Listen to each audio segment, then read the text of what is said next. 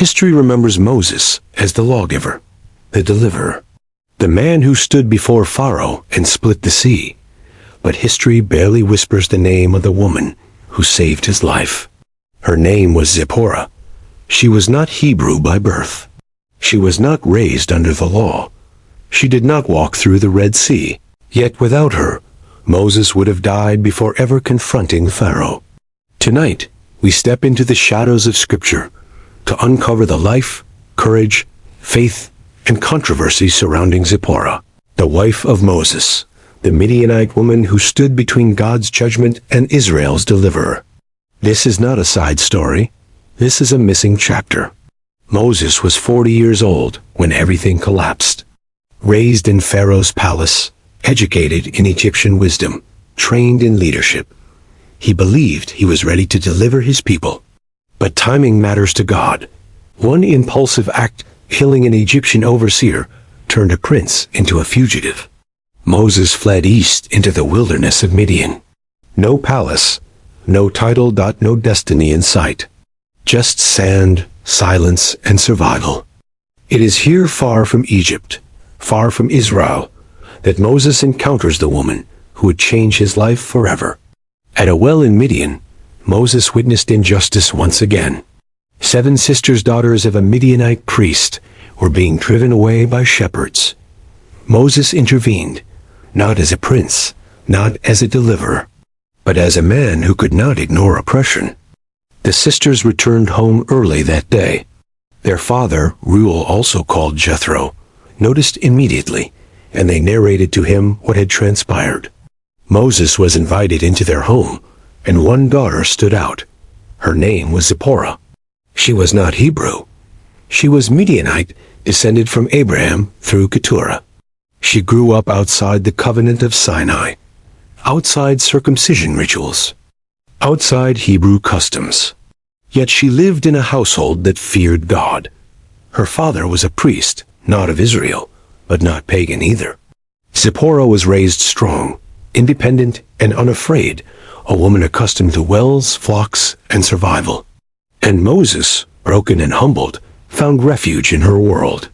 Moses married Zipporah, not for political alliance, not for status, but for companionship in exile. They built a life in obscurity. Moses became a shepherd.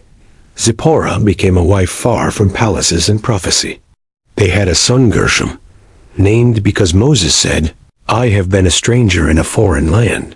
That name alone reveals the tension of their home. Moses was never fully at peace in Midian, and Zipporah would soon discover. She had married a man called by God. One day, Moses encountered fire that did not consume. God spoke. A calling long delayed was finally activated. Moses, go back to Egypt. Scripture records God's words to Moses, but not Zipporah's response. Did she fear Egypt? Did she fear Pharaoh? Did she understand Israel's God fully?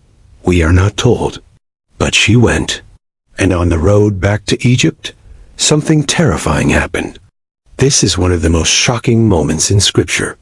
Exodus tells us plainly, the Lord met Moses and sought to kill him. Why?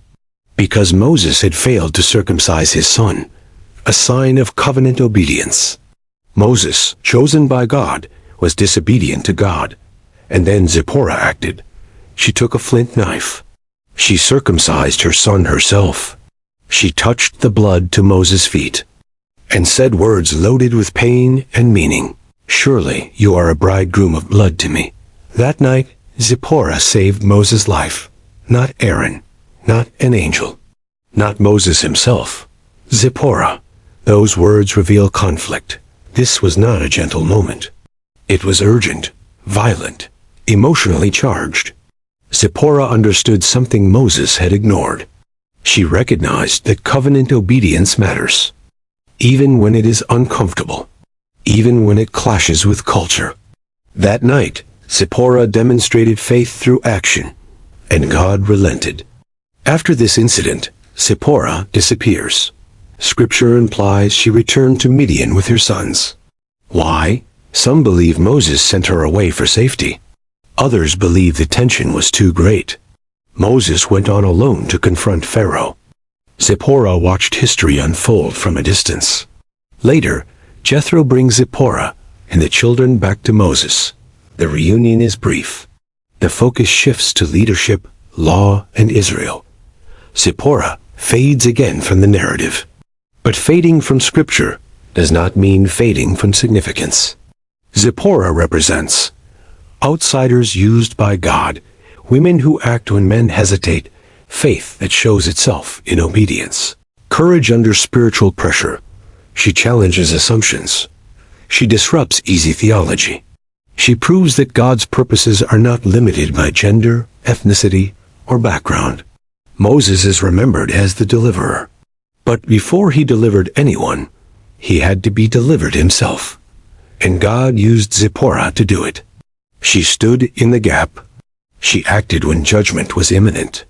She understood covenant when Moses forgot. History may overlook her, but heaven did not.